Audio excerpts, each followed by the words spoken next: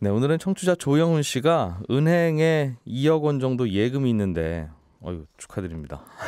이 돈을 그냥 한 은행에 넣어두면서 계속 그냥 우수고객 소리 듣는 게 좋은지, 아니면 예금자 보호가 되는 5천만 원씩 쪼개서 여러 은행에 예금하는 게 좋은지 궁금합니다. 이런 질문을 보내오셨습니다.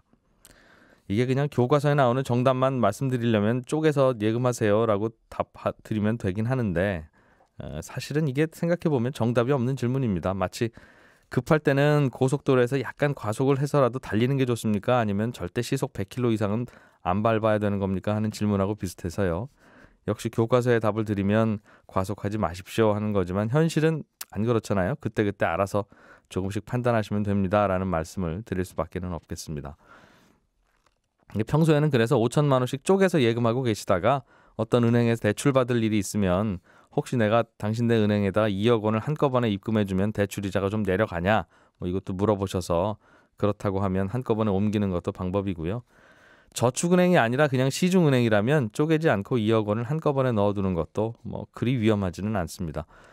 은행 문을 갑자기 닫으면, 은행이 망하면 5천만 원까지밖에 보상 안 해준다는데 왜 2억 원을 한 은행에 넣는 게 괜찮다고 하느냐 궁금하실 수도 있는데, 지금 2억 원이시니까 4개로 쪼갤까 말까 고민하지만 기업들은 여유자금이 2천억, 2조, 20조 원씩도 있거든요. 그런데 예를 들어서 그럼 2천억이 있는 기업은 4천 개의 시중은행에 쪼개서 입금해야 된다는 뜻인데, 우리나라 시중은행이라고 해봐야 10개도 안 되잖아요. 그러다 보니까 다들 그냥 수백억씩 그냥 넣어둡니다. 왜냐하면 이게 저축은행이 아닌 시중은행이 갑자기 문 닫는 건 사실은 한국 경제에 거의 비상사태에 가까운 일이라서, 그런 일이 벌어지면 다른 은행들도 마찬가지로 흔들립니다. 그러니까 돈을 쪼개 넣는다고 해서 뭔가 피할 수 있는 재앙이 아니거든요.